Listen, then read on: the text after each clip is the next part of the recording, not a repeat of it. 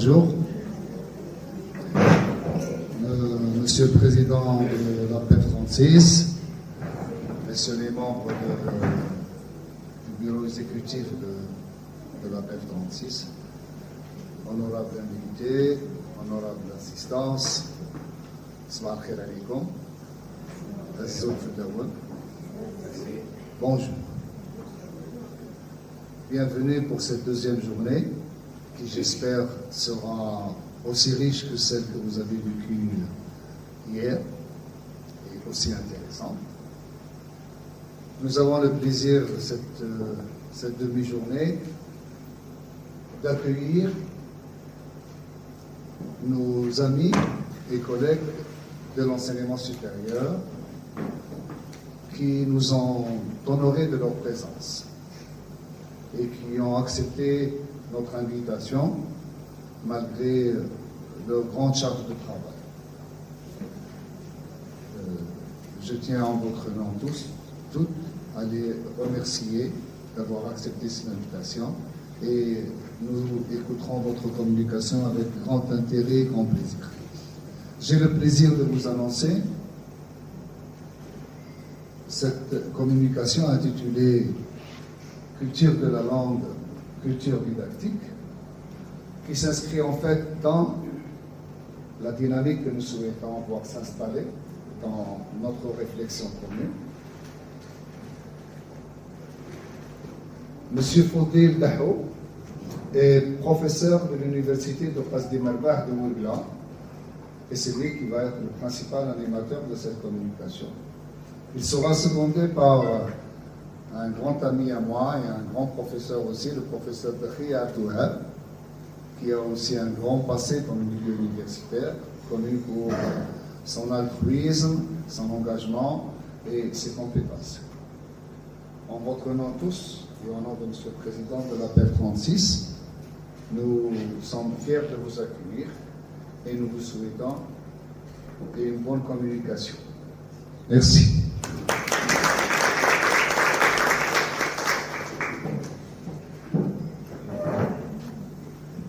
Bien, bismillah wa salatu wa salam ala rasulillah. Dans un premier temps, qu'il nous soit permis de remercier les premiers responsables de la PEF 36 et à leur tête, Monsieur le Président, honorable assistance, distingués collègues, invités. Nous n'avons aucune prétention particulière. Le professeur Bekhi et moi-même avons pour habitude d'adopter deux principes. Le vieux proverbe chinois qui dit « Au lieu de vous donner le poisson, on préférera vous apprendre à pêcher ». Et puis, tout simplement, la position de Socrate. Socrate qui demandait à quelqu'un chaque fois « Est-ce que tu te connais ?» L'autre répond « Oui ». Et finalement, ils se mettent autour de la table et ils commencent à discuter ensemble. Bien, je suis beaucoup plus spécialisé, même si au départ, j'ai un doctorat d'État en didactique du français et langue étrangère. Au fur et à mesure des années, je me suis beaucoup plus spécialisé dans la méthodologie. C'est pour cela que finalement, à l'heure actuelle, lorsqu'on parle de l'intelligence artificielle, nous avons besoin d'utiliser la technologie. Mais vous allez voir aussi que finalement, comme le disait Paul Valéry, lorsque vous utilisez un outil, un instrument, en fait, tout dépend de la manipulation que vous allez lui prêter. C'est pour cela que, sans prétention aucune, et puis avec le premier objectif qu'avait déclaré M. Eitrassi hier, notre premier objectif, et l'objectif principal, c'est de vous aider justement à prendre conscience d'un certain nombre de faits. Pour quelle raison? Parce que nous nous situons dans la perspective du praticien réflexif, c'est-à-dire qu'au lieu de me contenter d'appliquer machinalement un certain nombre de règles, eh bien tout simplement je vais réfléchir par moi-même sur ma propre pratique. Et c'est pour cela aussi que finalement, au lieu de vous donner en bloc, je veux dire le texte de nos différentes diapositives, ce qui nous intéresse finalement, c'est de vous manipuler. De vous manipuler, de contrôler votre attention. Et c'est pour cela que finalement, nous allons vous donner l'information au goutte à goutte. Pour quelle raison? Parce que c'est une raison tout à fait pratique. Si nous vous donnons l'information pratique, de manière en bloc comme cela, au départ, vous êtes un simple auditoire, n'est-ce pas? Si je vous donne le texte, vous allez le transformer en lectorat. Et à ce moment-là, votre attention va être complètement dispersée. Bien, ce que vous constatez, c'est que lorsque vous présentez un diaporama, il faut qu'il y ait un certain équilibre entre l'élément iconique, l'élément linguistique et tout ce que vous êtes en train de dire. N'oubliez pas aussi que vous êtes face à une assistance. Et par conséquent, vous devez respecter là aussi deux règles principales, à savoir l'invisibilité et la lisibilité. Si la visibilité, elle est assurée, eh bien, vous avez une certaine garantie aussi que la lisibilité pourra se faire. Bien, comme le disait M. Ekpassi, notre intitulé, c'est la culture de la langue, culture didactique. Vous le constatez, nous n'avons pas utilisé de déterminant. Nous n'avons pas dit la culture de la langue, la culture didactique.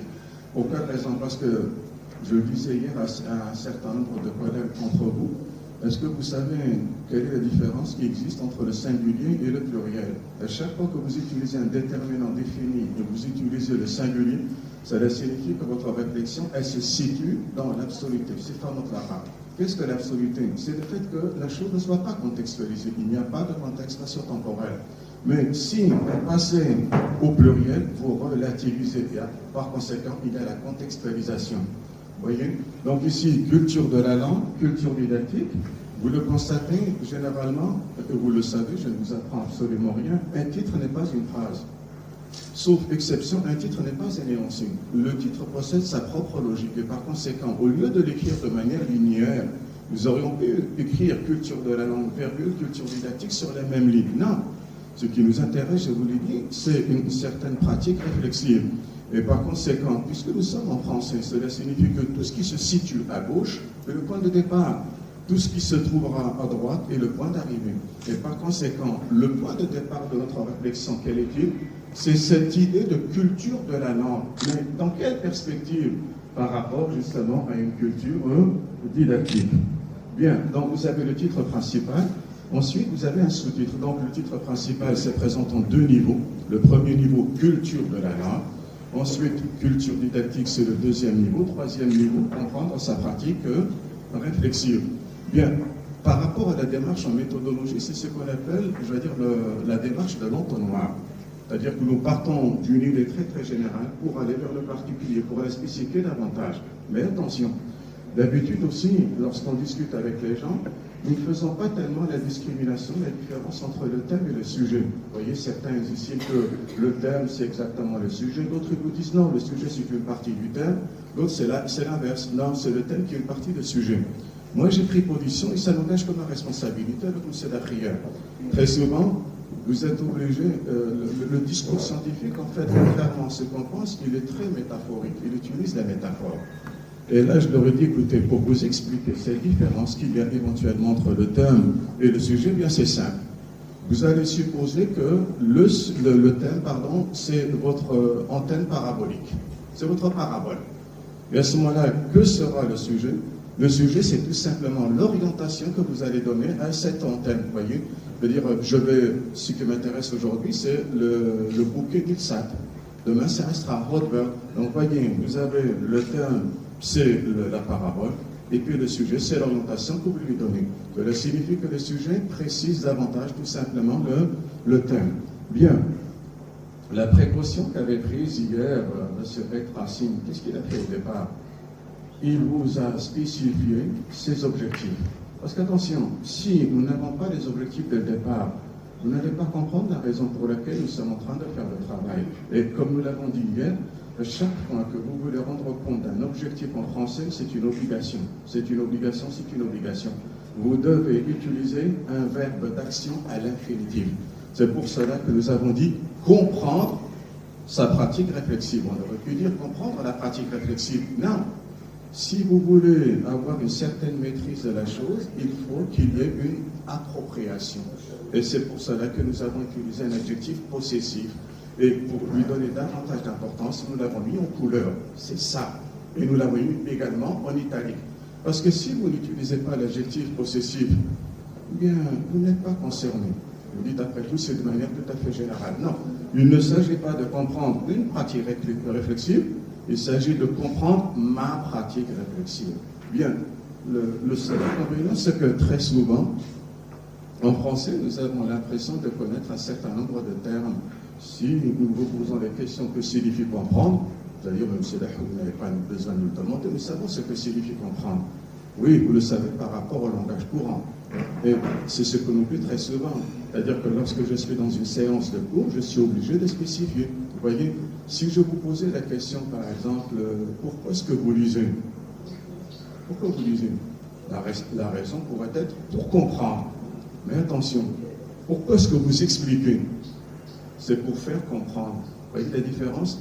Lorsque je lis, je suis le principal destinataire. Je veux comprendre. Mais lorsque j'explique, je m'adresse à quelqu'un d'autre. Et à ce moment-là, je veux lui faire comprendre. Donc, comprendre sa pratique réflexive. Mais attention, là aussi, nous spécifions davantage.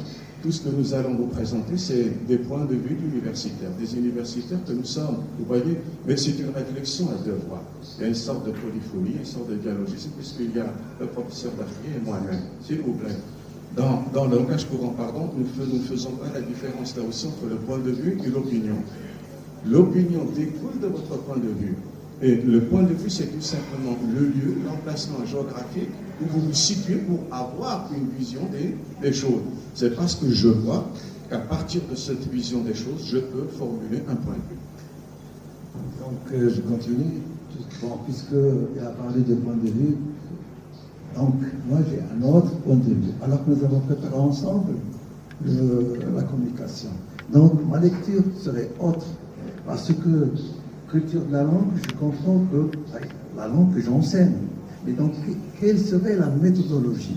Quelle serait avec laquelle je vais enseigner pour, bien sûr, réaliser donc ma pratique en tant qu'enseignant?